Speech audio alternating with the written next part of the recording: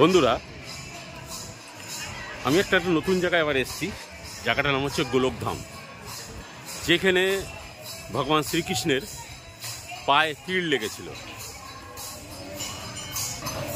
যারা নামে শিকারী তীরে বিদ্ধ হয়েছিল শ্রীকৃষ্ণ।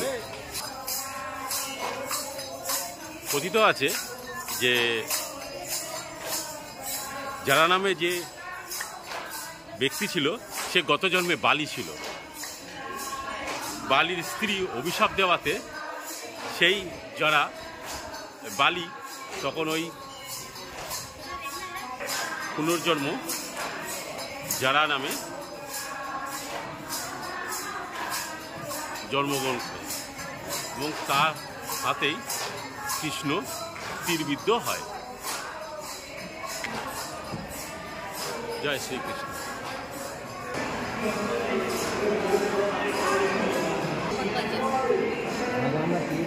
ভগবান শ্রীকৃষ্ণ তীরবিদ্ধের ছবিটা রয়েছে।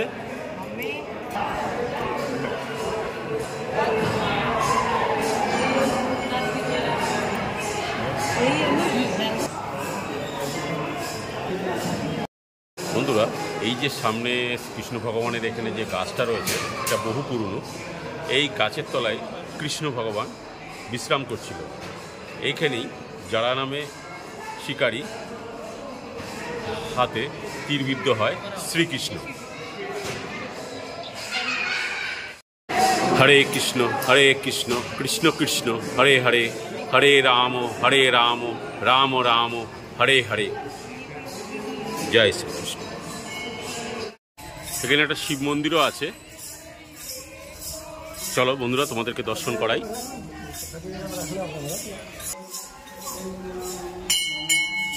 নন্দী মহারাজ, এখানে একটা ছোট্ট শিবলিঙ্গ রয়েছে। মন্দিরের চারপাশটা খুবই সুন্দর। এখানে একটা কুণ্ড আছে। শ্রীকৃষ্ণর মন্দিরের পাশেই একটা শিবলিঙ্গ রয়েছে।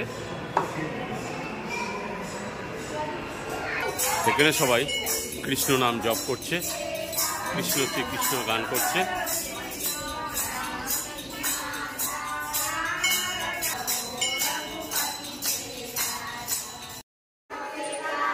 তাহলে বন্ধুরা, তোমাদেরকে গোলকধাম দর্শন করালাম।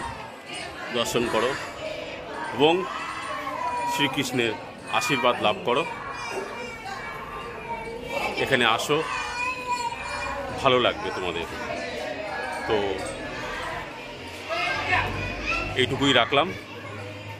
বলো হরে কৃষ্ণ কৃষ্ণ কৃষ্ণ হরে হরে, হরে রাম রাম রাম হরে হরে। জয় শ্রীকৃষ্ণ।